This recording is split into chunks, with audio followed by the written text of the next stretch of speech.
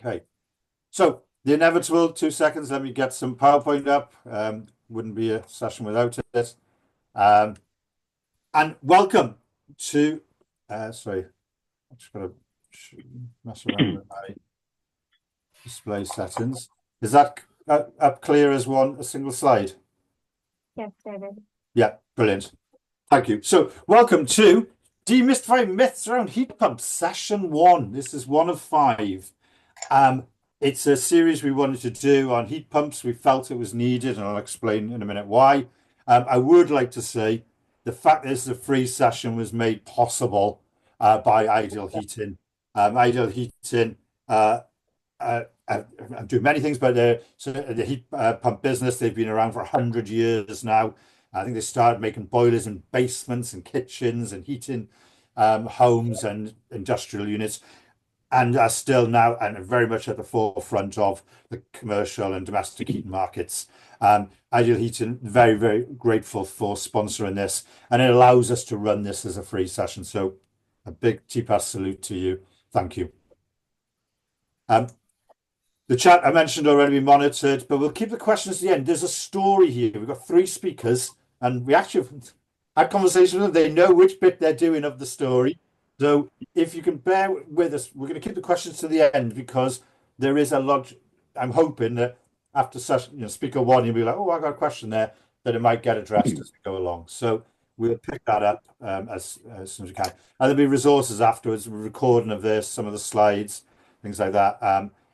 And I say this is the first of a couple of sessions. I think the next one we're going to be doing is on ground source heat pumps. We felt that was needed. I love ground source heat pumps. And we're just putting the finishing touches to that one.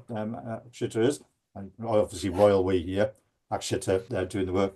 And then there'll be a round table. We want to get some conversations and experiences of people and look at the advantages and how people are getting on with it.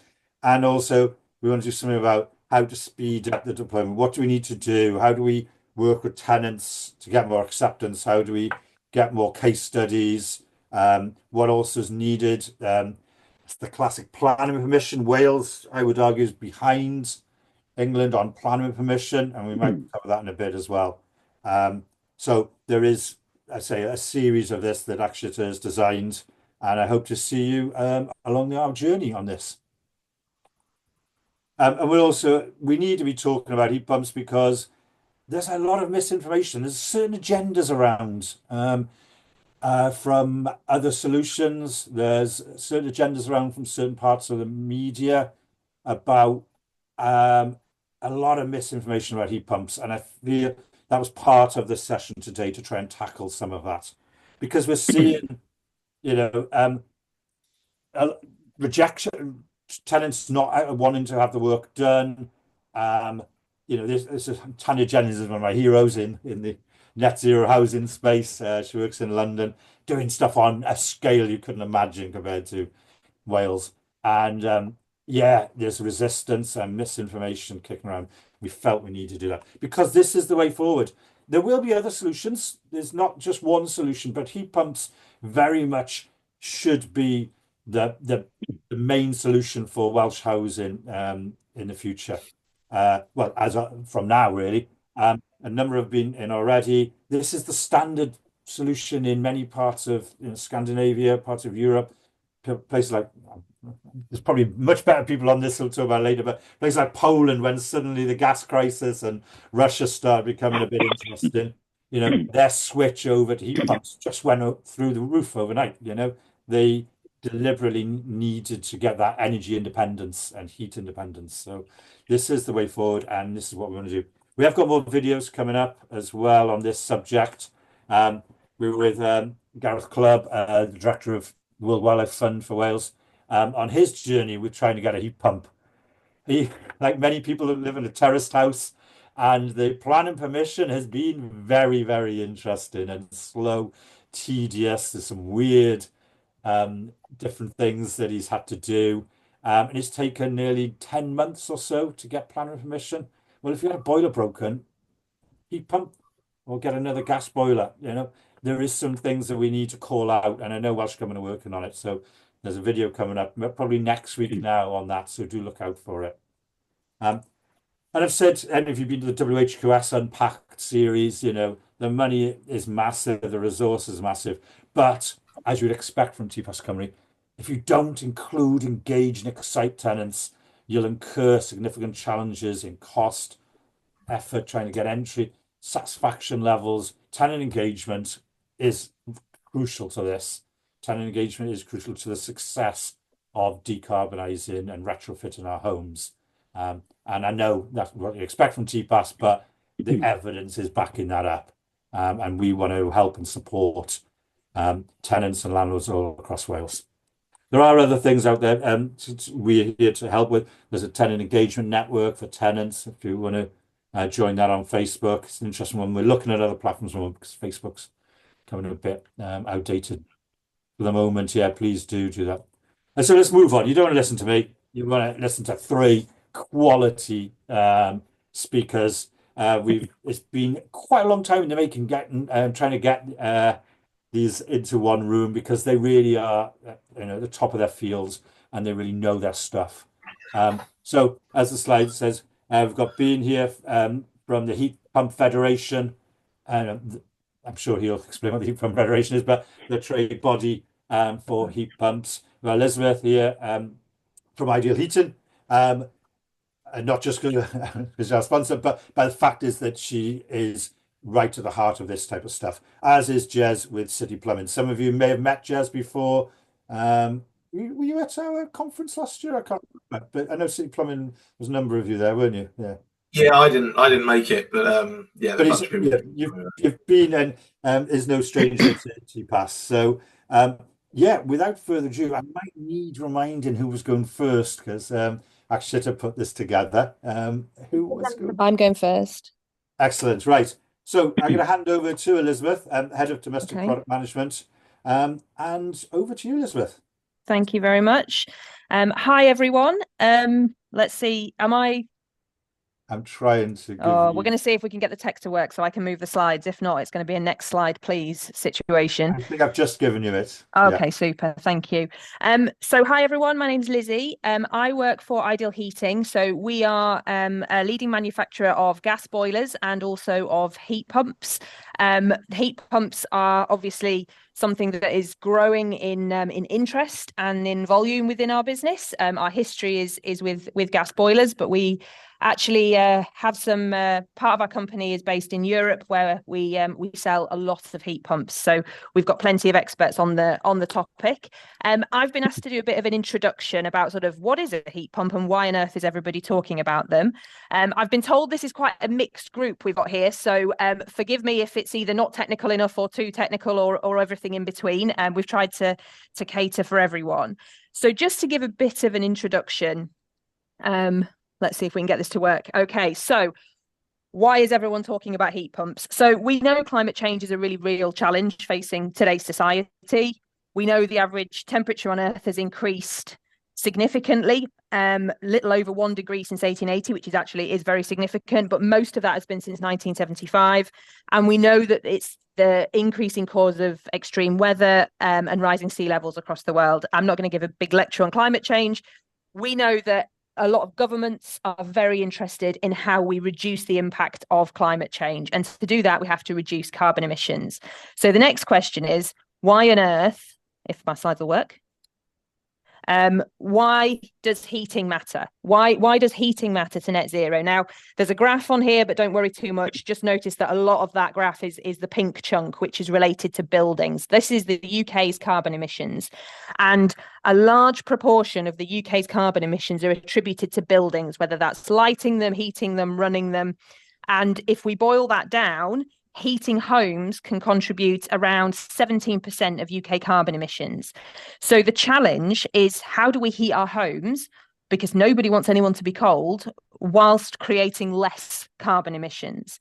So we know that to hit all these targets that have been made around moving towards net zero, that we need to decarbonize UK homes. We need there to be less carbon emissions, but we need to do it in an economically viable, cost-effective, pragmatic way, and we need to do it in a way where people understand what's happening and are sort of on board with that as well, and are benefiting from it as well.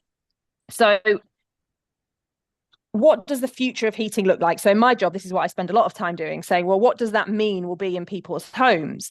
Because the big challenge in the UK as a whole is we have a lot of gas boilers. We love a gas boiler. So there's over 80% of UK homes are on the gas network and are running a gas boiler. It's really simple. You know, they're easy to use, and people have heating and hot water. Why on earth would you change that?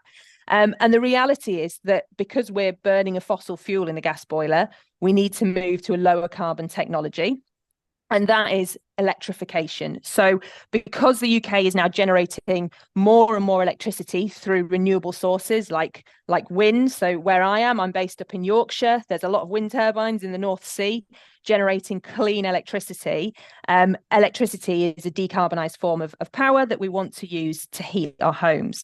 So we're going to see different technologies appear. Now, as David mentioned earlier, really are one of the leading technologies in this, but we will see a mixture. So we'll see heat pumps, electric heating. We'll also see heat networks, which some of you may see in more flats and apartments, where there's a central plant room that supplies heating and hot water to multiple flats or apartments. We'll see a combination of technology, and we'll see this diversification. But today we're going to talk about heat pumps, because that's really sort of top of the government's list of things that we know work and things that we can put into people's homes now that will start that decarbonisation journey. So the next question is, what is a heat pump?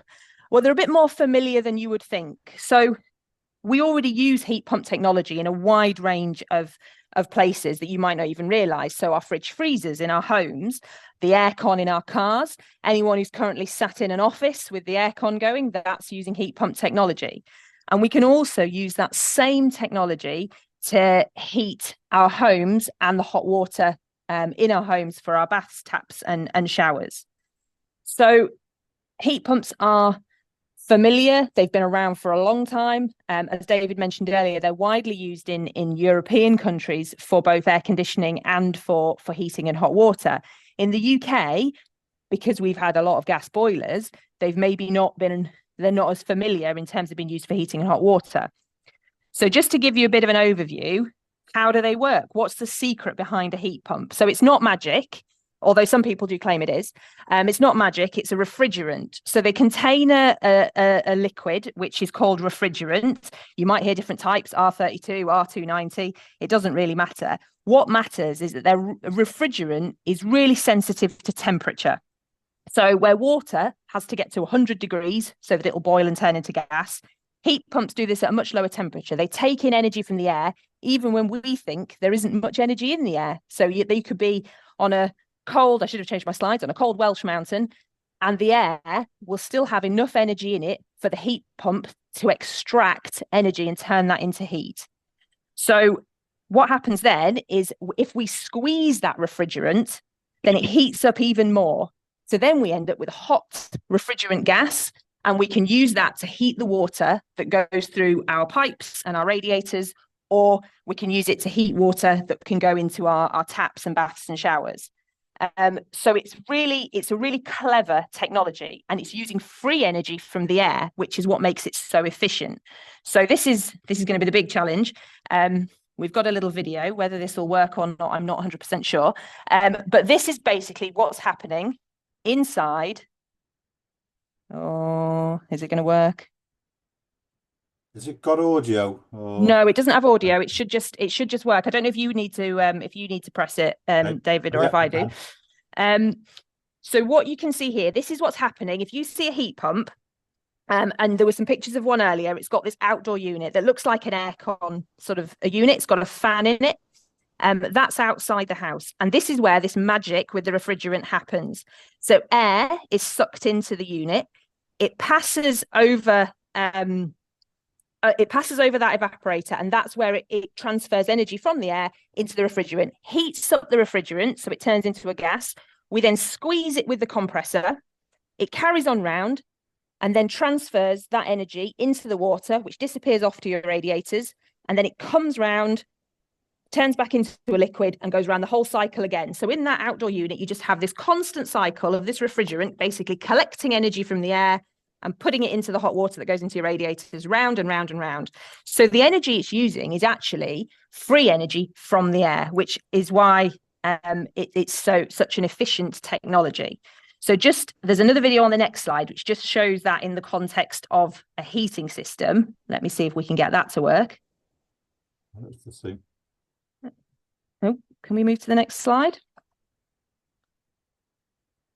Yep. There we go.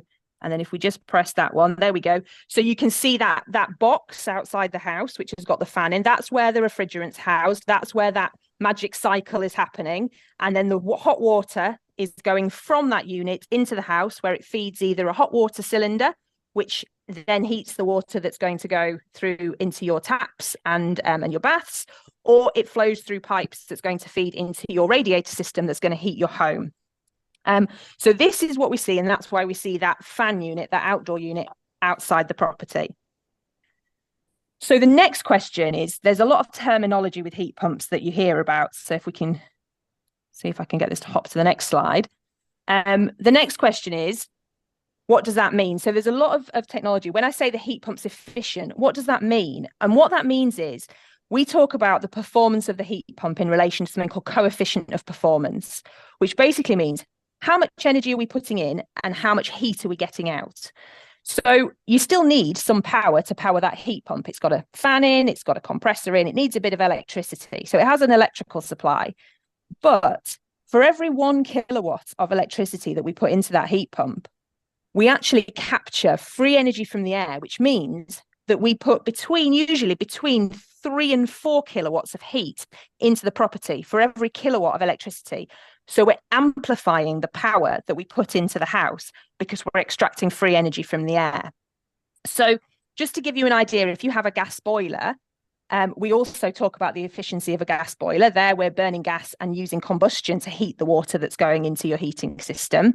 A gas boiler will typically operate at maybe the low 90s in terms of efficiency, so less than 100%. And that's because some of the heat is actually lost as waste heat through the flue. You see the flues pluming out of the side of the house. Whereas what a heat pump is doing is it's amplifying the amount of power that we're putting in to give you extra free energy. So that's when we talk about the COP, and you'll see COPs talked about. You might see them, they'll be like 3 point something or 4 point something or 5 point something. That's telling you how efficient the heat pump is. And the COP is done in a lab test because you have to test these things consistently. When we talk about SCOP, if you hear the word SCOP talked about, that's seasonal coefficient of performance, and that's averaging that efficiency over a whole year. Because the thing with the heat pump is, because it's sucking in the outside air, in some seasons that air is warmer, in some seasons it's colder, so you can get a little bit of fluctuation throughout the year. So we can average that to create a SCOP, which tells you how efficient your heat pump is. Okay, so that's sort of how a heat pump works and how we measure the efficiency. But then the question is, what makes up a heat pump system? What have you got in your home? If you're going to have a heat pump, what will it actually look like? So there's really 3 main components. There's that outdoor unit we talked about, which you can see here on the right, that box with the refrigerant in, with the fan in, and that's situated somewhere on the outside of your home. Sometimes it's at the back, sometimes they end up at the front. There are certain rules and regulations about where it can be sited. You then need a hot water cylinder. So that's what you can see in the middle there. So that is a hot water cylinder which heats up and holds the water that supplies your baths and showers and taps. Now, some of you might say, well, that's a bit old-fashioned. We used to have those with gas boilers all the time, and we moved away from them with the combi boilers. But yes, absolutely, this is what we're looking at, moving to having a cylinder which gives you plenty of hot water and a really good flow rate. So you would have a cylinder somewhere. And then the third thing you'll have is a thermostat or a heating control. So just like you probably have with a gas boiler, you have a thermostat in the hallway, or you can have like app controlled heating. You would have a thermostat which you can set your schedules, you can control your heating on as well. So what makes a good heat pump system? What do we look for in a heat pump system that makes it good and efficient? So the first thing is that coefficient of performance. So you get you want to have a heat pump system that has a high level of efficiency. Everybody wants to have a high level of efficiency because that's the most economic way to run a heat pump, is to get the efficiency as high as possible. So you get as much bang for your buck from the power you're putting in. We also want heat pumps to be quiet. So I'm not going to lie, the British public are a little bit concerned by the idea of having a box with a fan in outside of their house. In Europe, it's a lot more common. There's a lot more air conditioning and things like that.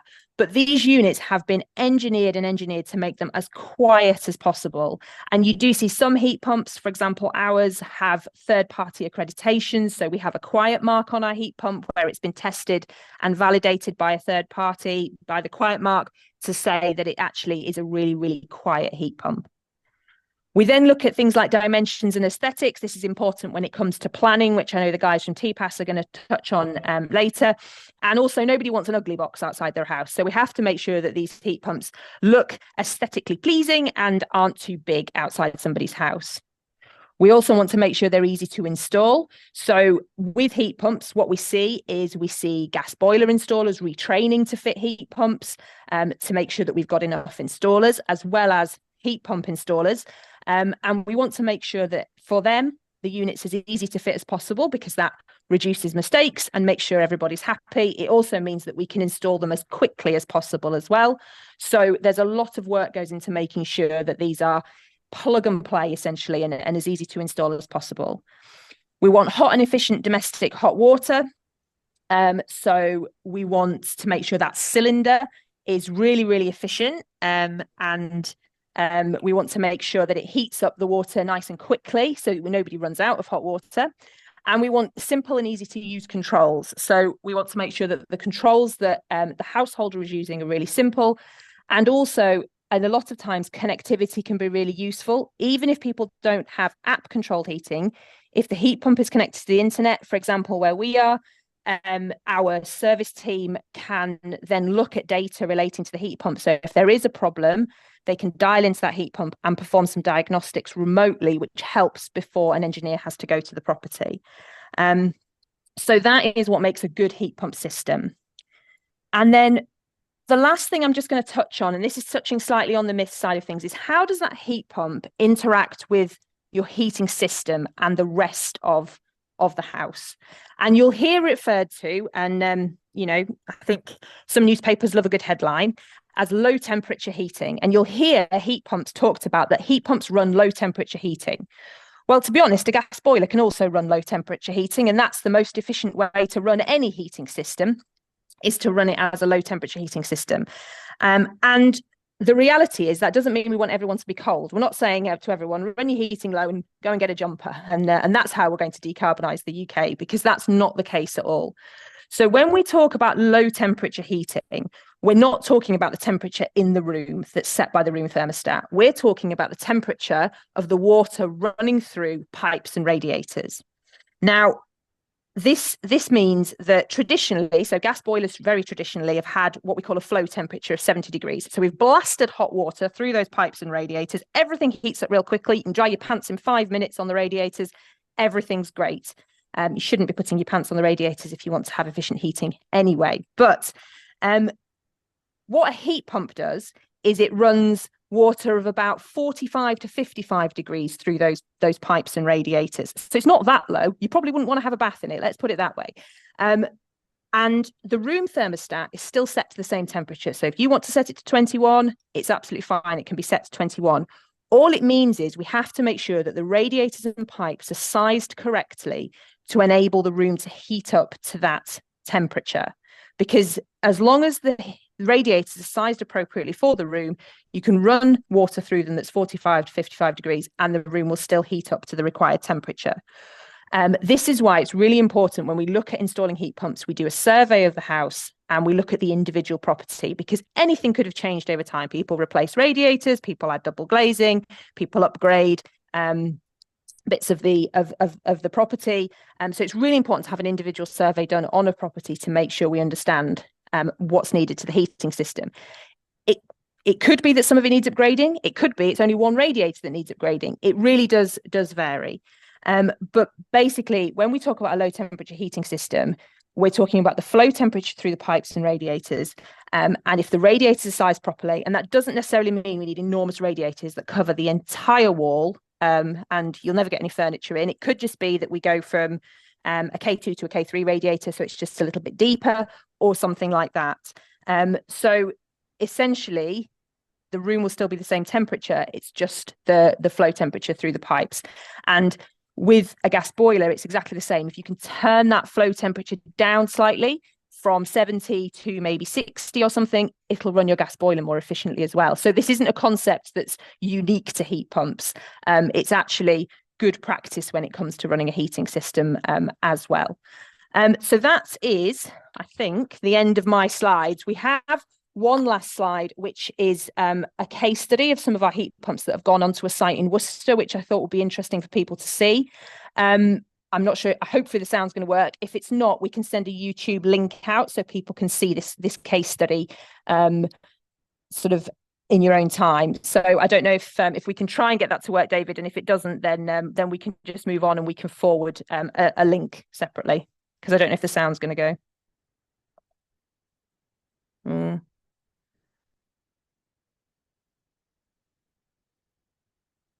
Can anyone hear the audio? No, it's not. I didn't make it audio from the beginning. That was the problem. Okay. Okay. We can put it in it'll find it now and put it in the chat for people. Yeah, that's great. We can send a YouTube link round that it's on our YouTube site, and it just shows sort of more of a real life situation of having the heat pumps installed on a site. So I just thought that'd be interesting for everybody. And on that note, I will hand over to whoever's next. I think it's Jez to take up the story next. Thank you, Elizabeth. Thank you so much. And I'm sure we can see by the questions, you've created quite a number of comments and questions. So thank you. And we'll pick them up after the end. So no thanks, problem. Elizabeth. Cheers. All right. Hi, everyone. So I'm Jez from City Plumbing. So we're a big national plumbers merchant, sell a lot of heat pumps all over the UK. My background is in system design, and so I've been doing a lot of that for a lot of time, and this is just to quickly rattle you through what the kind of design and installation process is like, and what we're trying to achieve and how that is achieved. How do I advance the slides? So I just press. I'll do it for the moment while I try and figure out why. Yeah. All right, but so quickly rattle through what the design aims are when you're designing a heat pump system, and what people should be trying to achieve with that, what that looks like outside the house, and the things people have to consider to get that right, and then what people have to do inside the house, and how that works to get that right. Next slide, please. So the big things when designing any heat pump system, the absolutely critical things is cheap to run. That's absolutely the biggest thing. It's the biggest concern, especially for social housing tenants. We can't be giving people systems that are expensive to run, and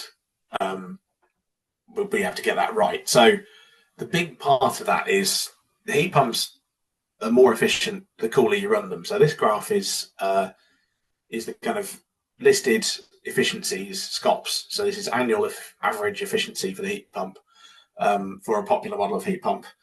And you can see if you design a system to run at 35, then it is very efficient. And if you design it to run at 55, it's less efficient.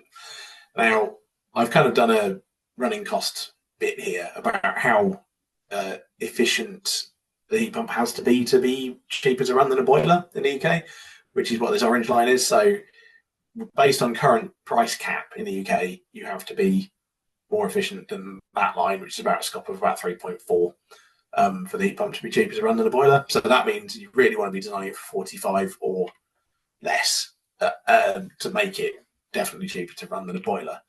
Next slide, please. Now, the government's planning to try and address this because the UK is particularly bad in this respect. So I've done the same line for France and Ireland based on their current average energy prices. And you can see in France and in Ireland, our two closest neighbours who aren't that dissimilar from us, your heat pump is just definitely cheaper to run than a boiler for every house, regardless of how you design it. Which it would be nice to get to that point in the UK, but it's not where we're at the moment. Next slide, please.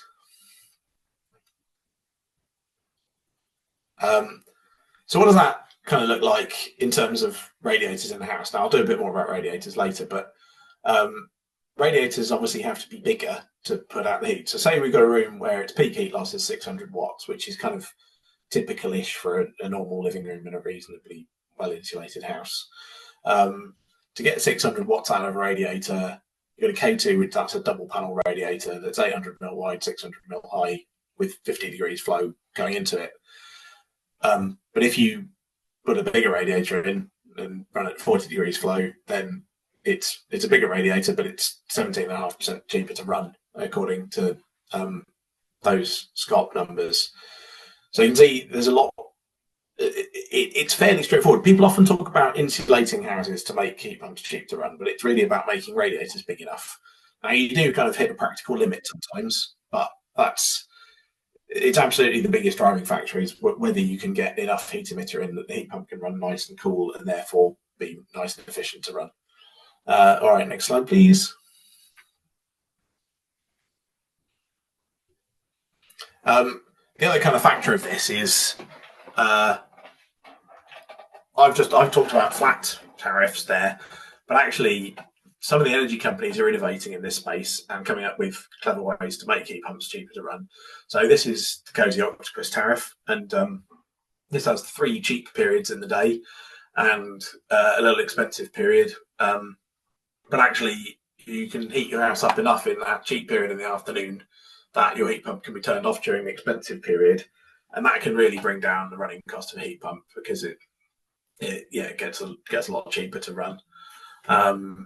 And I ran my heat pump on this, and it was about 40% cheaper to run than just running on a flat tariff when I was running on Cozy Octopus for a while. So it really does work quite nicely. Next slide. And then the other one is OVO. OVO have done, instead of varying the cost with time, they're varying the cost with where the electricity is going. So all the electricity that goes into your heat pump can be 15p per kilowatt hour with OVO heat pump plus tariff, which is only available on a few heat pumps at the moment, but they are looking to widen it. But it also means, if you're an OVO customer and you get that tariff, then you can have very, very cheap heating with a heat pump, which is nice. So there's some interesting stuff going on with the energy companies. I think the general structural issue wants addressing, but that's more of an industry thing. Anyway, next slide, please.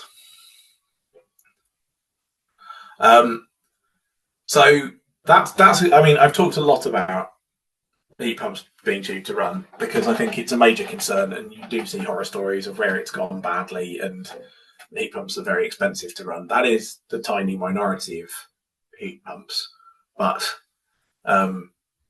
it is a thing that can happen if it goes very badly. And so I think the system being properly designed by people who know what they're doing and designing for as low a temperature as practical is good. But then outside of that, the other thing is design the heat pump system to be minimal cost. And I think a lot of what you see going wrong with heat pump running is often the same, is actually adding cost. It's people putting too much stuff in. So they've overcomplicated it, which means it takes longer to install, it costs more to install, there's more materials to buy, and then a lot of those things kind of get in the way of the heat pump performing well. So keeping it simple is the big bit. Then also there's a bit of, I've put unbranded here, there's a bit of a thing going on where sometimes the manufacturers will have quite expensive accessories to go with their stuff that aren't really necessary to buy the manufacturer's one because they're nothing special. And then it's about having the right bits to go together, and then it's about the installers knowing what they're doing. A lot of times it goes wrong. It can be to do with the installers just having not had adequate training. Next slide, please. Yeah, and then the last thing is about longevity. I mean, everybody would want their heat pump to last a long time. They're fairly expensive bits of kit, and compressors are very precision engineered pieces of machinery that do wear out.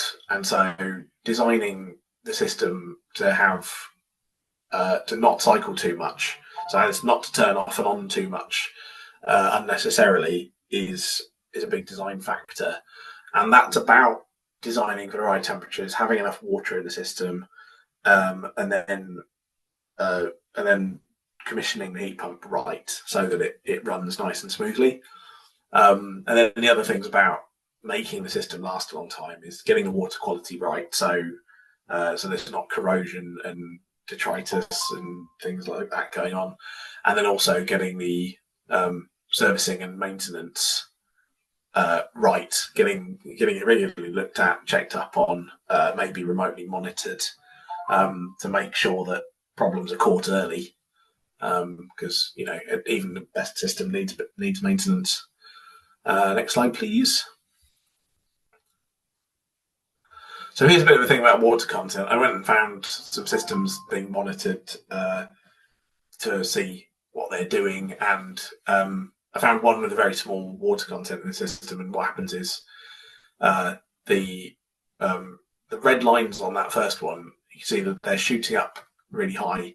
So the water's just heating up, and then the heat pump's having to turn off because the water's got hot quickly, and it's ramping up too fast because there's not enough water in the system, and so that compressor's had to start many times that day. I've done a kind of 6 till 5 kind of working day plus length of time for both heat pumps, and the one below's got much more water, and the water temperature ramps up more gradually, and so it's able to cycle less. So people are getting increasingly concerned about this, and it's just another design consideration when looking at these systems. Next slide. So that's the kind of bit of stuff about generally what we're trying to achieve. Now, what this is like outside, we'll talk about. So, as Lizzie's mentioned, you've got the heat pump outdoor unit, which needs to be outdoors because it's chucking a vast amount of air through it. It's doing something like a cubic meter of air per second through the unit, depending on the unit, but that sort of amount. And it's taking heat out of that. So you do occasionally get asked, can I put it in my garage? And the answer is no, you can't, because your garage will get very cold. And so it needs to be outside, and it needs to have good airflow. Then there's 3 meters to the boundary I've put there at the bottom left. That's currently in Wales, that is a requirement for permitted development, so to install a heat pump without planning permission. Now, that's not an absolute requirement because you can apply for planning permission. In England, that's 1 meter, and I think sensibly there shouldn't be a limitation. It's just a bit of a strange thing because often, say you've got, say you're in a terraced house and you've got a wall between your garden and your neighbour's garden. Actually, right next to that wall is the ideal spot for the heat pump because then they can't see it, and any noise it generates is reflected away from their house. So it's a bit of an unhelpful requirement. And if you've got a 7 meter wide plot, there's not a place you can put a heat pump that is 3 meters from both boundaries. So that needs revising. UK government is looking at it overall and will be advising the devolved administrations on what they think they should do. Scotland have kind of gone early and done something different, but I think Wales will probably follow the guidance when it arrives, as a guess. Then the other thing is, top right, I've put MCS 020, so that's about noise. So the MCS, who are kind of a governing body for renewable installs to some extent, have a calculation methodology for noise, and it's proven to be quite robust, really. Heat pump systems designed to achieve the noise limits of MCS 020 generally haven't been found to annoy the neighbours. So I think that's mission accomplished for the most part. In reality, heat pumps are, everyone's experience the first time they hear a heat pump running full power is, hang on, that's pretty quiet. What? I've been outside trimming my hedge, and my neighbours have come over and asked me when my heat pump's going to get turned on, and I've actually been able to tell them it's running full power, and all they can hear is my secateurs going click on my roses. So it really isn't that bad in real life, especially when MCS02 is followed. And then obviously the other thing is you need a bit of space. So the heat pump itself is, they are relatively large. And I think that's why people are worried they'll be noisy, because they extrapolate the noise of an air conditioner up to a bigger unit and think, bloody hell, that's going to sound like a jet engine. But actually they're bigger to make them quieter. So the fan turns slower, and there's space for sound deadening around the compressor and the other bits that generate noise. And so making them bigger facilitates making them quieter. But yeah, there's something like 1 to 1.5 meters wide, a meter tall typically, and the front of the unit's typically about a meter off the wall, sort of thing. So it's a reasonable amount of outside space that needs homing. Okay, next slide, please. So quick chat about refrigerants. So most heat pumps use R32, which is difluoromethane for the chemist amongst you. That's quite good because it's not especially flammable. It's a tiny bit flammable, but it doesn't have any placement constraints because it's quite a safe refrigerant. If it was to leak, it's very, very unlikely to cause a problem. But it causes global warming when it leaks at a fair rate. So even though we don't think there's going to be a lot of leaks, there is a plan to phase it out, and that's going to be from around 2026. It's yet to be 100% sorted, but it's probably only got another couple of years life in new heat pumps. So a lot of heat pumps now use R290, which is propane, which is the same propane you use on the barbecue. It is very flammable. Now it's fantastic because if it leaks, it has almost no global warming impact. It makes very little difference there. But the problem is it's flammable, so there's a bit of safety stuff to go along with it. And it makes heat pump outdoor units using R290 a little bit harder to place. So if we can have the next slide, please. So here's a diagram from one of Lizzie's units manuals, but it's very typical of an R290 heat pump. And so it says that you can't have an opening into the house within that grey zone, and you can't have any open drains within that grey zone because the openings into the house could potentially let some propane in through the door or the window if it was to leak. And if it was to leak, it would fall down into the drains and it could create an explosive mixture. Now, I don't know the extent to which this might be reviewed. It's fairly hard work sometimes because of the amount of space needed. But it's nearly always manageable. But it'd be interesting to see how that goes. But for the moment, certainly, and for a good while, there's going to be these placement restrictions on R290 heat pumps that can prove challenging and can mean you'd rather use an R32 heat pump, especially if you've got constrained outside space. Next slide, please. And then the last thing, this kind of goes into design outside. I didn't quite know where to put it. Obviously, heat pumps are a fairly large electrical load. Now, they're not that big of an electrical load. So even the kind of biggest heat pumps you can get, kind of single heat pump units that can do a very large house, like a 250 square meter, badly insulated house, even those don't actually draw any more power than your kettle, really. But they do it for an extended period of time. So the electrical distribution networks, who own all the cables in the ground and on the pylons, do want to know about them being connected and do want to double check that it's not going to cause a problem. So particularly if you're kind of doing a whole street of heat pumps, that can start to stress the network. And a lot of people are very worried about what's going to happen to the electrical networks with EV chargers and heat pumps and everything electrifying. So people have to apply to connect via this online portal. And there's two network operators operating in Wales, which is National Grid and SP Energy networks across different bits of Wales. So that can be a consideration. It can change what happens with the design and installation of the system. All right, next slide, please. Okay, right. So inside the house, so we kind of talked about what's going on outside. Inside the house, the three things that are going to happen are hot water cylinder, pipework possibly, and radiators possibly to probably. Now, Lizzie's already talked about cylinders a bit, so I won't spend too long on it. But yeah, if I could have the next slide to just chat about cylinders. So heat pumps are lower powered than boilers, so you need to store hot water so that they can gradually heat it up in the cylinder. They can't instantaneously make hot water, so you've got to have a cylinder. Now, typical inside space for the cylinder is something like 800 ml by 800 ml, and then the lowest it can go is about 1200 ml, but normally it's taller. Those 800s can potentially be squeezed a bit, but it's that sort of thing. It's an airing cupboard, and it's maybe a slightly bigger than basic airing cupboard. And this can be a challenge to find space for. A lot of homes, even if they had a cylinder, might have taken the space for something else now.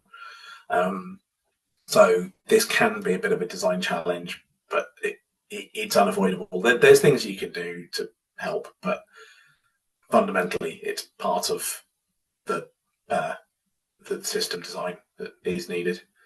Next slide, please. So radiators. So I said earlier about this, that basically the bigger the better within reason. You know, I think people can get really hung up on getting absolutely insane optimum efficiency out of heat pumps, and it's definitely best to make them as efficient as possible. And especially if there is a new radiator or new radiators going in, they may as well be as big as they sensibly can be, but there is a limit. So taking my house as an example, I ended up constrained by one room. My sitting room's got stairs in it, and it's got a door, and it's got a fireplace, and so the wall space available in my sitting room is not very big. And so I've put in a 1.2 meter wide K3 radiator. So that's 3 panels and 3 convectors in the radiator, so that's as thick as they get.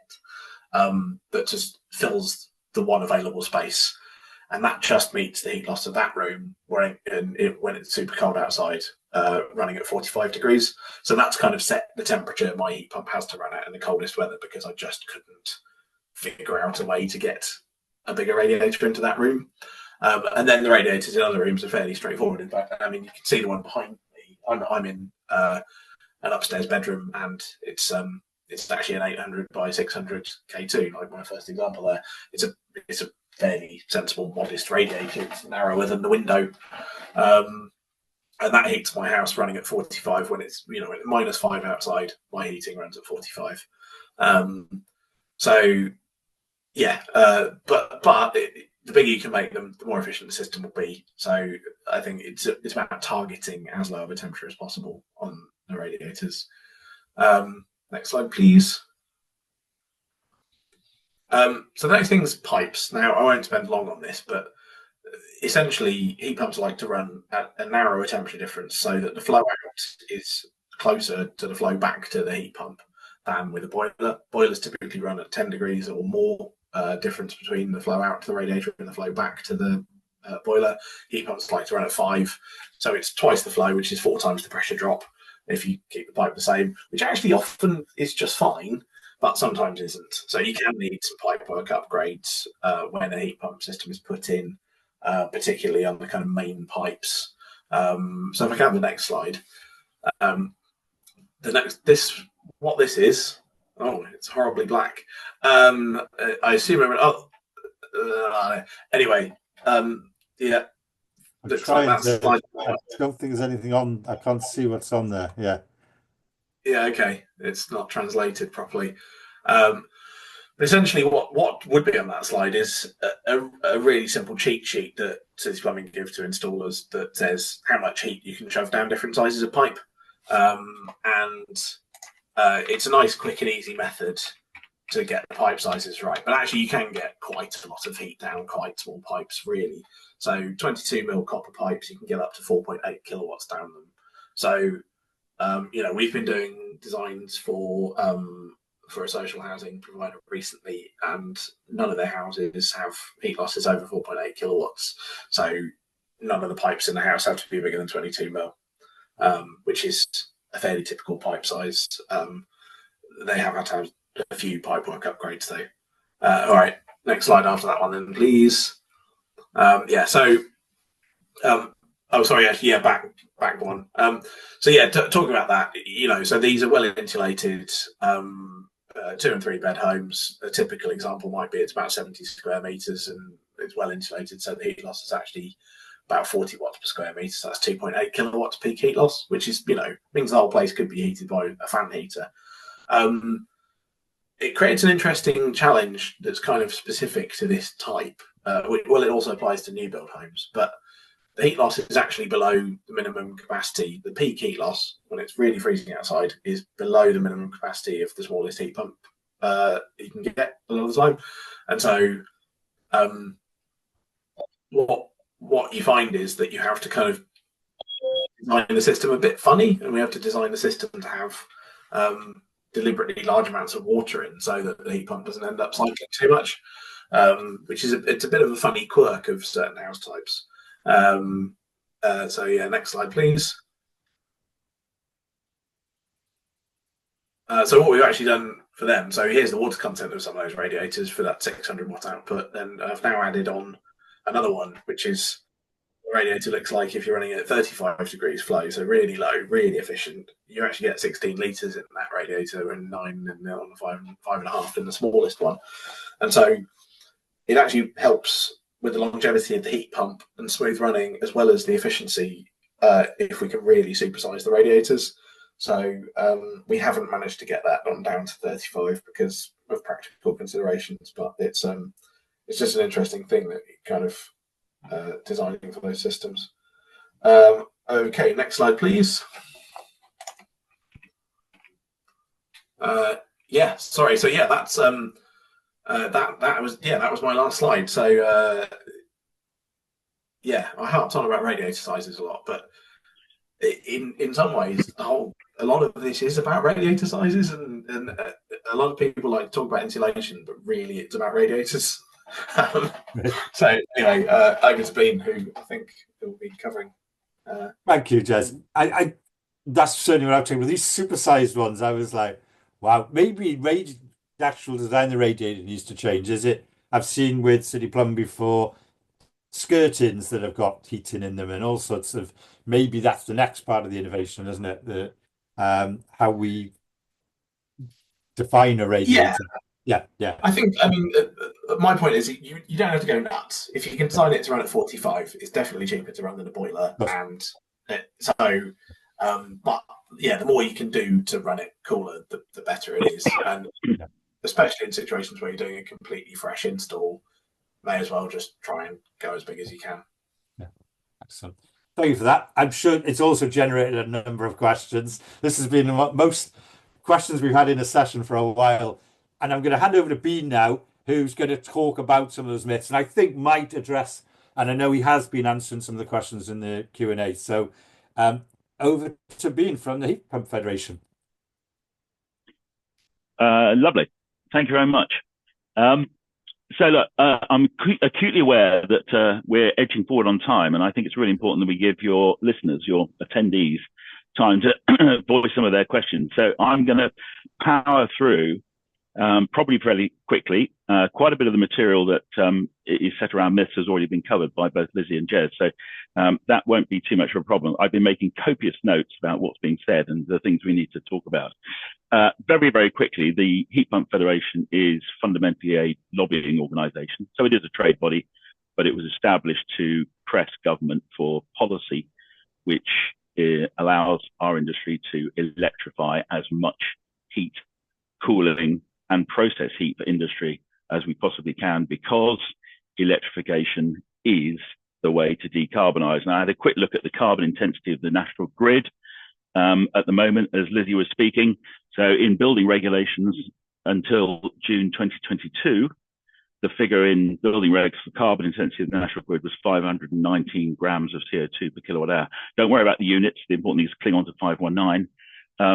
When I checked about half an hour ago, the grid was currently running at 173. So we've savaged the carbon intensity of the grid, and that's why electrification is so key to decarbonising.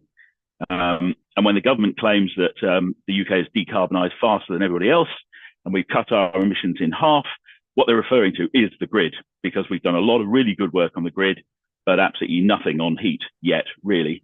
And the reason we were able to do so much on the grid was, of course, so much of our electricity was generated by coal.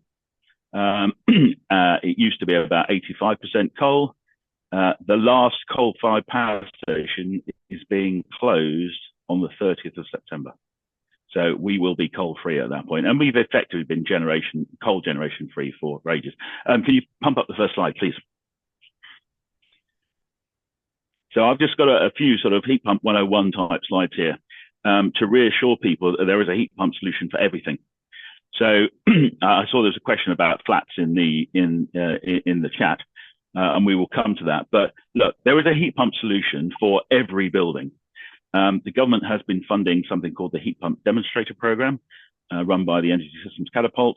They audited, I think, about, well, several thousand, I'm going to say 10,000. It was quite a lot of properties to end up with 750 demonstration installations. They couldn't find a building they couldn't put a heat pump in. So there is a heat pump solution for everything. When people challenge that, what they're really challenging is the cost of the transition in every building. And I absolutely accept that the costs of this energy transition, that's what it is, can be very difficult and are likely to be difficult. And we need to be creative about the way we fund these things. So it doesn't matter whether you're in a flat, you're in a terraced house, there is a solution. I left the drawing on there and the picture of the school. So that's a new development, big school, lots of new housing around it. That school requires quite a lot of cooling because it gets pretty warm with lots of children running around in it.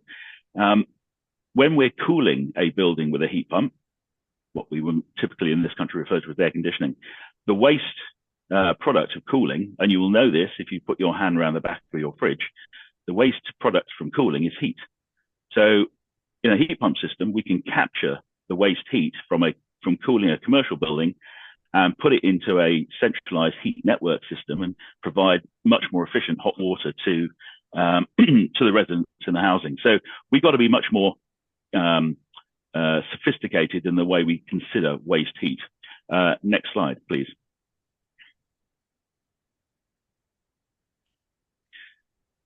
I just put this in so that we got a little bit of gist on what community scale heating could look like and why it's going to be a feature. And this starts to touch on blocks of flats and what have you. But the key here is to emphasize to everyone that there are other solutions.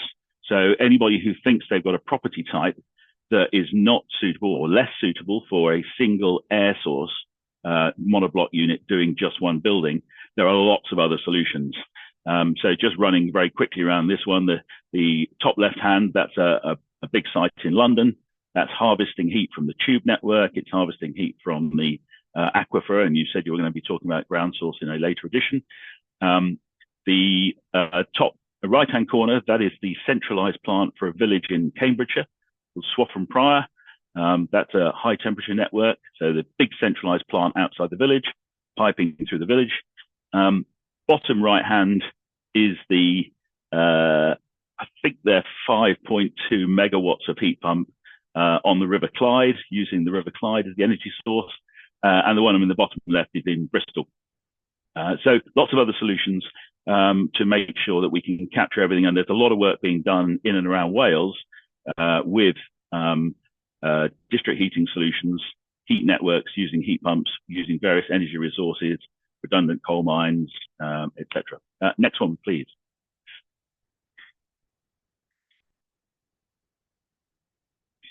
So Jez and Lizzie have both talked about radiator sizing. I've just put this up to reassure people that it doesn't matter what emitters you've got already. Heat pumps can work with anything. So trench heating under windows, conventional panel radiators, column radiators, underfloor heating. The unit in the middle is a fan coil, quite rare in domestic scenario, but that's basically what you see behind the grill. If you go into a shop and you look up into the ceiling, what's sitting behind that grill is a fan coil. The key is correct sizing. I bridle at the term oversizing. This is not about oversizing. This is about correctly sizing. And actually, we are now in a scenario where a high temperature heat pump, an R290 heat pump, is a higher temperature heating device, in my view, than a gas boiler. Because a gas boiler should be running at 55 degrees to ensure it's in condensing mode. But an R290 heat pump, if it runs up to 65 degrees for 30, 40 hours a year when it's really cold, actually in terms of the overall annual efficiency, that is much less of an issue. In fact, the efficiency of a heat pump is not necessarily, and won't be in the future, the overall rider as to success, because as everyone else has touched on already, time of use tariffs, fluctuating electricity prices, and the fact that government will start the work to bring down the price of electricity relative to gas in a relatively short time frame means that operating heat pumps will be looking for some flexibility value. So any type of emitter, we just have to make sure they are correctly sized for the heating solution we've got, whether that's a gas boiler or a heat pump. And just to reassure people on that, there was some research done at the beginning of the year by a team from UCL in London working for the government. They got access to a data set, 4,600 gas boiler data sets, fully monitored. They reverse engineered those, and actually I'll talk about it at the end because I think I've got the graphics on a slide at the end. Next slide, please. So, quick one on the visuals. We talked about the visuals and how some of these we're trying to make them look as attractive as we can. Here are some alternatives just to set the creative juices running. If you're off the gas grid, you might have an oil tank or a Caligas tank. Neither of those are particularly attractive, but you can see some creative ways that people are making heat pumps that much more visually acceptable. They're being skinned with graphics taken from the building themselves, painted so they color coordinate rather better. The unit on the far right-hand side of that slide, that's the Mighty Red. Sadly, it's not in production anymore, but in a rural garden, that just looks like a composter. So we are being creative and looking at different form factors to make these things that much more visually appealing. Next one, please. There was a question in the chat about period buildings. This is just sort of a set of extreme images to reassure you that age of building is irrelevant. All of these buildings are running solely on heat pump solutions. The one in the bottom in the middle, some people might recognize, that's Bath Abbey. Beautiful. People tell me that heat pumps can't be sexy. That's a 1,000-year-old building running on 2,000-year-old wastewater from the Roman baths. How super is that? The one on the bottom left is interesting because that was a mill house. And when originally it was built, that's 1730 or so, I think, it was powered entirely by the river. It's now powered entirely by the river again because we're generating electricity with the Archimedes screw that you can see. And there's a set of heat pumps which are heating the building. All the others you can see large scale. There is one Welsh example in there, middle on the left-hand side. That's Platnewydd. I probably pronounced that really badly. Up in North Wales, that's running on seawater. Next one, please. So we've sort of talked about insulation. There is this question now running, fabric first or fabric second? Do we insulate buildings first in order to then reduce the size of the heat pump that we need to put in? Or if our target is decarbonisation, can we put in the heat pump first and start to deal with the fabric as we progressively decorate homes and what have you? Same applies to radiator changes. If it's attractive to start increasing radiator sizing, then it doesn't necessarily have to be done all at once. The key is to understand and to communicate to the homeowner, whether that's the tenant or an owner-occupier or landlord, exactly what the strategy is. Are we going to insulate first? And the first thing I would say is we're not very good at insulating ourselves. So we got very used to just turning up the thermostat in the winter. So a bit more insulation for ourselves would be good. The key here is that fabric is not a prerequisite to a successful heat pump deployment. Improving the thermal efficiency of a building improves the efficiency of every heating device. Doesn't matter what it is. So we should all be looking to improve insulation. And that includes draft. We shouldn't forget losses from draft.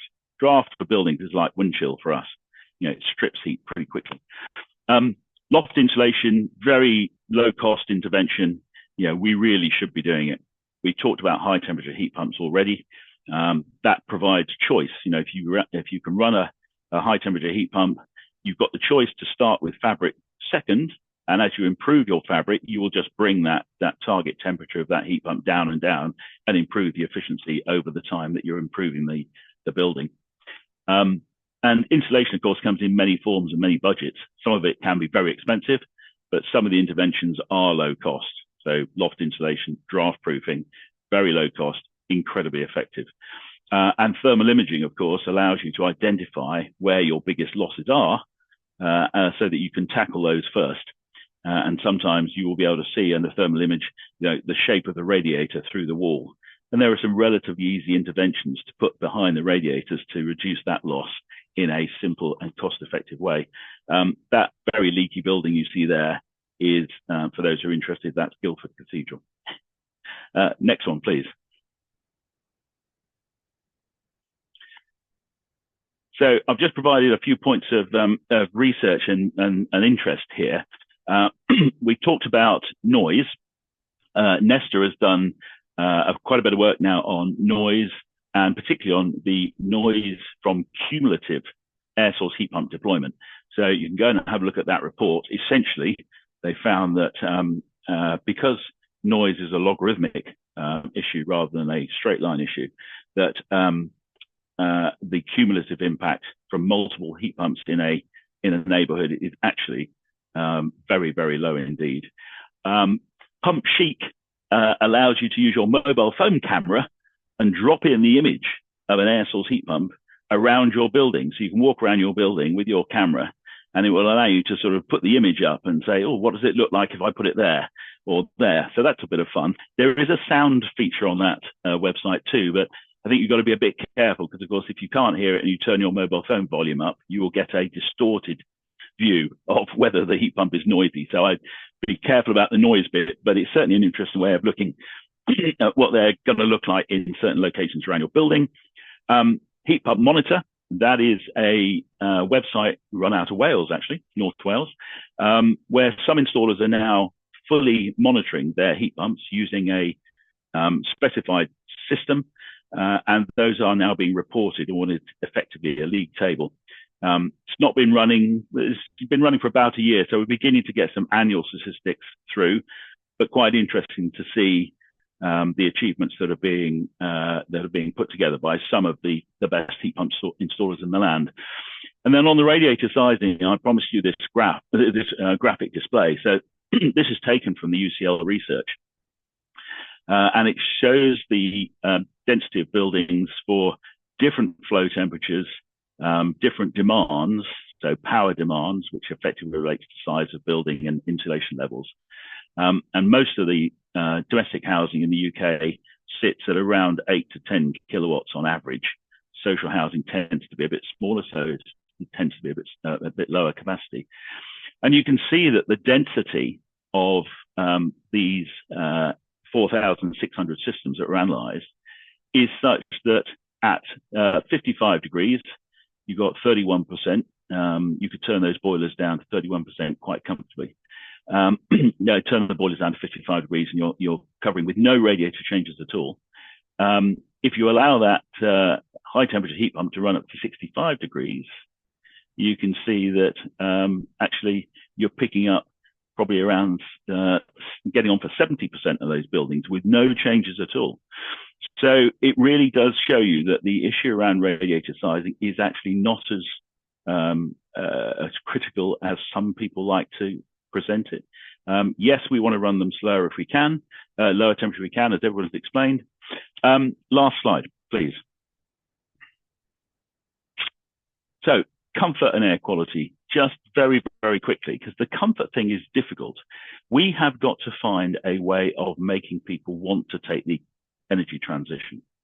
And one of the reasons that people have done things in the past, why did we all install central heating? Because it improved our quality of life.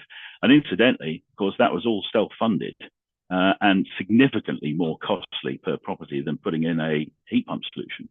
And yet we managed to do that to every building in the land, and we've self-funded that. So I think we've been through these sorts of transitions previously.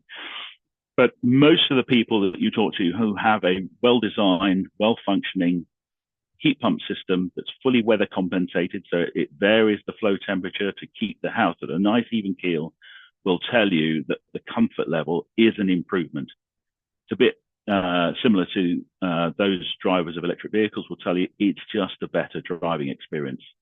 So, so it is a more comfortable experience, and I think most people would confirm that. We shouldn't ignore the air quality issues, because air quality is a key component. This is not just now about CO2 for the planet. This is about air quality for health. So CO2 is bad for the planet, but it's the carbon monoxide, nitrous oxide, sulfur dioxide, and the particulates that are bad for human health. 25% of our outdoor air pollution comes from burning gas for heat. So even if we converted all the electric vehicles tomorrow, we'd still have a problem.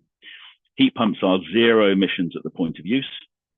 And I think we really shouldn't ignore that problem. And there are lots of social goods that we can do in this transition, lots of benefits, but I'm acutely aware of time, so I'm going to close. Thank you very much indeed. Thank you so much. I'm going to come off the slides now because we've had so many different questions here. I don't know where to start really. I don't know where we start, the top, bottom, but we've got this opportunity to ask some questions if people want to stick with us. And I'll just get the top. Actually, can you help me out with this? We find some questions. I think if we could start with Scott, who had something on the thermostats. I think that was really interesting. Okay, do you want to read it out? Sorry. Yeah, I'm just trying to get hold of it.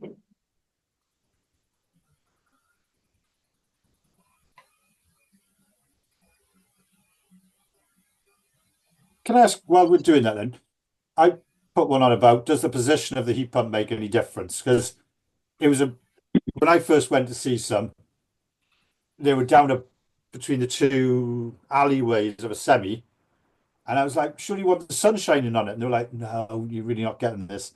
You don't want the sun. It's the energy, not the sun heating up the heat pump, if that makes sense. Is that correct? Yeah, I think, well, the description there said between an alley worries me, not because it might be in a shady point, but because if the heat pump is parallel to the buildings in an alley, yeah. the exhaust air is pointing straight at the building. Oh, yeah. And if that exhaust air is bouncing back, it will start to suck its own cold exhaust. So I think what you've described as an airflow problem, yes, not a solar, direct solar gain problem.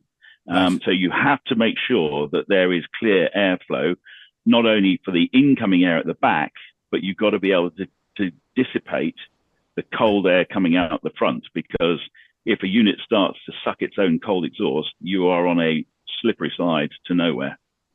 Right. That's actually very interesting. Yeah. So yeah, position does matter then, but not in how I thought it was. Yeah. Yes. Correct. Good. Excellent. Right. Actually, can you help me out a bit on this? It was on the air source heat pump. When do we switch it off? Do we switch it off at electricity at high level, or do we just keep it constant? That was something. Oh, okay. I'll tackle this one. Yeah. So the heat pump will be most efficient if it's enabled all the time, more or less is the case. There is a bit of optimization that can be done around the weather, so running it a bit harder when it's warmer. But for the most part, basically, you get the highest SCOP if it's enabled all the time, because then it can run as low as possible, and the efficiency is so tied to the temperature you run it at rather than anything else. But because these variable tariffs can be very variable, You know, at my tariff at the moment, I'll get 7.5p electricity through the wee hours of the morning. That completely swamps anything that's happening with the heat pump efficiency, and so therefore running it more or harder in that period makes more difference than the efficiency of the heat pump. So I get a lower SCOP but much cheaper running. So a lot of people get very hung up on the efficiency of the heat pump, but really it's about the cost effectiveness of the heating. So yeah, in the case of a flat tariff, run it all the time. In the case of a variable tariff, definitely run it to take advantage of that. So with Octopus Cozy, you do want to run it a bit harder when it's cheap and turn it off when it's expensive. And then Sorry, can I just jump there? Why would you have the heat on overnight? So I know the electricity is cheaper, but you wouldn't have the heat on overnight. Well, so for comfort reasons, you might not, because you might want your house a little bit cooler overnight, and that's fine. But essentially, if you're trying to put the heat in a shorter period, the heat pump has to run a lot hotter. So by turning the heat off overnight, your house is still losing heat. If your house is at 18 degrees and it's -3 outside, it's still going to lose heat to outside. You just have to put that heat in a shorter period by running the heat pump hotter. Yeah, but my house is quite well insulated. I get up in the morning. When I was a kid, I'm 16 now. Yeah, it was freezing cold, and you got dressed in bed. Now we're in the 2000s. I get up. My house is never freezing as it was when I was a kid. I turn the heating on, electric boiler out for a quarter an hour, 20 minutes. My house is warm. I can turn it off. My house stays warm. That's where I'm going from. Why would I be heating out in the night if it doesn't get anywhere below 10, 12 degrees at night anyway? Yeah, so it's to do with, so for your house being 20 degrees all day, it will lose a certain amount of heat, which is related to the temperature difference between inside and outside. You only have to put in enough heat to make it get back to the temperature. But with a heat pump, it's more efficient to put that heat in gradually over a long period rather than try and blast it in quickly. So if you've got a well-insulated home, you probably find your heat pump doesn't run the whole time, especially in mild weather. You know, mine will often only do an hour or two on a mild day. But yeah, it's about running it gradually, so that because the efficiency of it's much more dependent on that than anything else, the temperature. If I can just myself about that, because I think my father is in his mid-80s. He has tried running his gas boiler, turning it on and off during the winter, and now the last couple of years he's left it on constantly. And the costs are no different. But for someone like me, in and out house, I'll be away from house for 7-8 hours at a time. In and out, I see that as wasting energy heating a place I'm not in. When I want a nice, quick, efficient, my house warms up in 20 minutes, leave it on for an hour so I can turn it off. But that's where I'm coming from, is with the air source. I know it's a lower temperature and you need these longer heating periods, but isn't that just wasted energy when I don't need it? Well, the point I'm making, Craig, is that the house doesn't stop losing heat just because the heating's turned off. The house is still losing the heat. You just have to put it back in a shorter period. So the amount of heat you're having to deliver doesn't really change, especially if your house isn't getting cooler. The amount of heat you have to deliver does reduce if your house gets cooler. But if it's not getting cooler, it's still losing the same amount of heat. You're just putting it back in a shorter period. I think, Elizabeth, was it? Yeah, I was just to sort of agree with what Jez is saying. We talk about heat pumps. It is beneficial to run them in a different way to a gas boiler, or even that electric boiler, where you're effectively sort of putting your foot on the accelerator and really going for it to give a blast of heat, as opposed to maybe having the adaptive cruise control on all the time, which is the heat pump. Now, on the heat pump control thermostat that we provide with our heat pumps, we recommend how to run the heat pump. Obviously, it's completely up to you. You can change it, but we recommend a sort of an on and set back. So traditionally with a boiler, you'd have on and off. So 21 or nothing, that's it. Whereas we recommend sort of 21, or have you want it down to 18. So not off, but keeping it sort of ticking along. And that's sort of how we would work it, as opposed to completely on and off, and in terms of running that heat pump long, low and slow. So it's not saying you have to burn loads of electricity, because that electric boiler will be using more in that 20 minutes than the heat pump's using in 20 minutes. So it's not like for like, if that makes sense. That's sort of what I was going to say. With a traditional system, a traditional say, I'm sleeping for 8 hours, I don't need heat when I'm in bed. I'm in work for 8 hours, I'm only at home for 8 hours. So I only really need the house hot for a third of the time. So you can have it at setback. 24 hours worth it, or is it just for 8 hours better? Yeah. So we have to look at some of the other questions here. The only other thing I wondered was, can you divert that heat pump to be heating your tank overnight, your hot water? Because I'll need hot water at 6 in the morning, 7 o'clock when the kids are getting up and stuff like that. So your heat pump could be working overnight on low energy, getting your water ready. Is that correct? It doesn't have to be doing the heating at the same time, or does it have to do that's right. And yeah, my hot water's always heated at the super cheap rate, so I pay 7.5p for the electricity. So my hot water costs me about 2.5p per kilowatt hour, which is, a third of the cost of gas. Yes, great. And I think that's how we'd make it efficient. Right. Anything else, actually? I'm conscious of time. We've run over. I think just on the noise, we had a conversation with Vicky and Lynn on the new diverse tenants. So is there anything being considered in the industry on the noise levels for the heat pump? Yeah, I think Vicky was originally saying some people might have a certain, who are neurodiverse, might have a certain sensitivity. We've found, we've come across a tenant already who's had that with a ground source heat pump. But that's about the right solution for the right person, and they may not be the right, with a certain neurodiversity, may not be the right person for that heat pump. Well, I think the key there is that there are other electric technologies that could be used, which would rely on low tariff. So in the past, that was night storage heaters, of course. We've got now increasingly sophisticated other electrical heating solutions that would be able to slot in to situations where even the barely audible sound that you get from a heat pump these days is an issue, and I can entirely accept that that's a problem.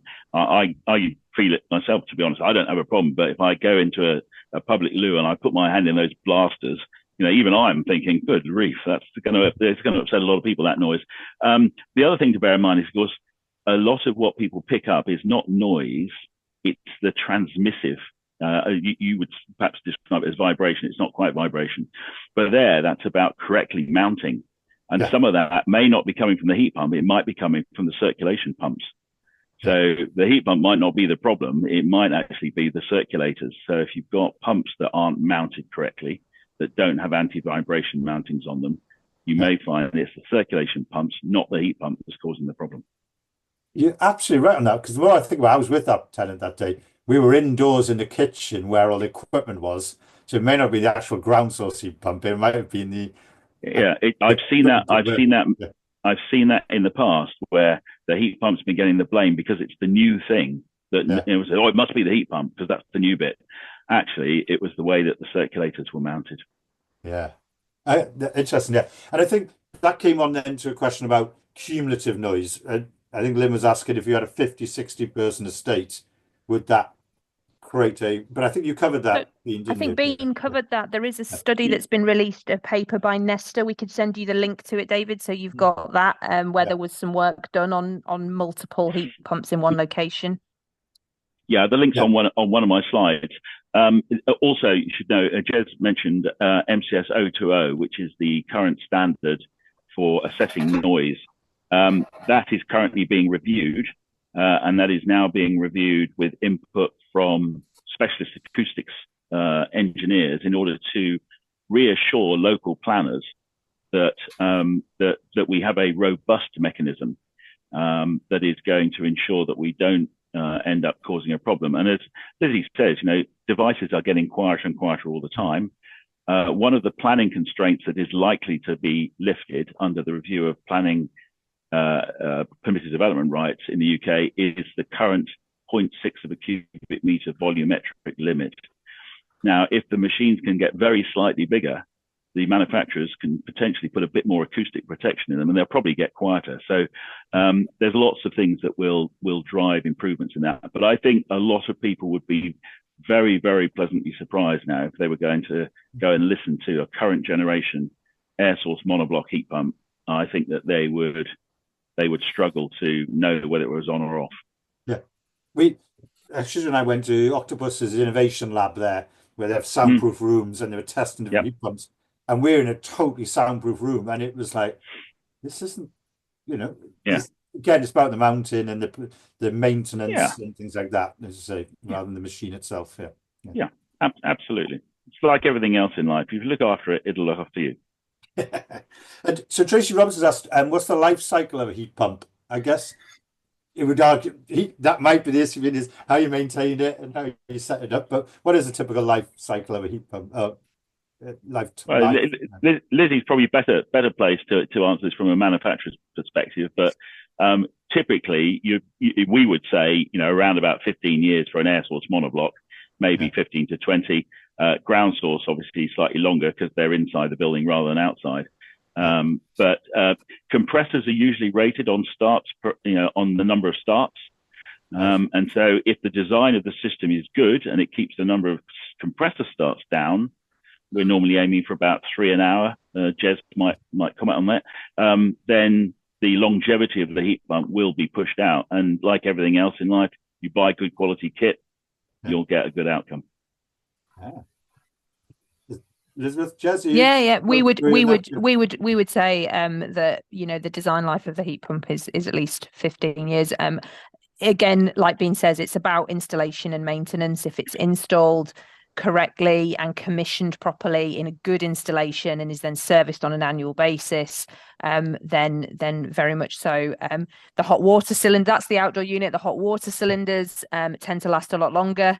So you may get, especially the steel barrel of the hot water cylinders, we would expect to be like 25 years plus. So yeah. Okay. Yeah, I mean the cylinders are no different to a gas installation. No. So and how often do people replace their hot water cylinders in their home at the moment? It's the same as saying, how often do you have to replace your fridge? I mean, fridges tend to just go on quite happily, and actually no one has those serviced even. So the point here is this is not technology to be frightened of. We are so used to heat pump technology. It's fundamental to the way we live our lives. Think how different, all the people on the call, how different your morning would have been if you'd got up and had to walk to the farm to get fresh milk. Yeah. Okay. Someone's asked, does strong wind have any impact on heat pumps? No, the answer, no, not really. They blow, like I said, they blow a cubic meter of air per second through themselves, give or take. Strong wind doesn't really matter to them. Strong wind probably helps them be more efficient because you're definitely not going to get any recirculation of the cold air they've blown out because it'll have been blown away by the strong wind. They're fine with the horrendous Pembrokeshire wind, for instance. The strong wind's likely to be more of a problem for the building. If you've not draft-proof your building and you're in a strong wind location, you are likely to be experiencing what we call ventilation losses. So the heat losses of the building are fundamentally made up of two elements. There's the fabric loss through the walls, through the windows, through the roof, and then there's ventilation loss, which is exactly as it's described. So if you've got high winds and you've got a very drafty building, that will suck heat out of your building very, very quickly. So probably more of an impact for the building than it is for the heat pump itself. Good. I've got a couple of questions from the north up here. So one of them from Lynn was, do all air source heat pumps have the ability to provide air conditioning, or is it dependent on the air source heat pump? And is it just a matter of flicking a switch or setting a temperature or something? Yeah, okay, I'll answer that. So all heat pumps reverse operation. It's how they defrost themselves. So they start pulling heat out of your heating system for a couple of minutes to melt the ice on the back of the unit when they ice up. So they've all got that valve in there that does it and makes them pull heat out of the building. A lot of heat pumps can cool the water by just changing the settings. The problem's more inside the house because just making radiators cold doesn't do anything for you really in terms of cooling. You get very little cooling by making radiators cold. So you end up having to design the stuff inside the house to cool with a heat pump, which means typically putting in fan coils or special radiators that are designed to work for cooling. And things. So yeah, they're all completely physically capable of doing it because they all do it to melt ice. But yeah, normally it means designing a system around it. Okay. And if Vic Shen's asked, especially up in North Wales, haven't seen snow in where I am for probably 10 years, but if snow builds up around a pump, is it just a case of clearing it away? Or Yeah, just clear it away. You just need to keep the airflow. So all of the grills on the back where the air's coming in, keep those free of debris and anything else, and make sure that the fan at the front has got clear room to exhaust the cold air at the front. It's about maintaining airflow. You maintain the airflow, you'll maintain the efficiency. As soon as you start constricting the airflow, you're going to be creating a problem. Okay. Good. Right. I'm just conscious of time. And a few people, we've gone way over. This has actually been probably the most interactive and most questions. The comments on the side have been really positive. I feel like we've just started this journey on heat pumps, and maybe we're going to rejig what the other sessions are. We'll certainly be doing ground source heat pumps next, but I'm going to have to stop there and just say thank you to our three speakers. I think your expertise has been superb at helping us through this. It feels like a debate that's going to carry on. So I would just say to Jez, to Bean, and to Elizabeth, thank you. And to Ideal Heating for sponsoring this, because it allowed us to run this as a free event. So thank you to them as well. Brilliant. I've got further comments, anybody? Do put them in there. We'll try and then work them into the next sessions.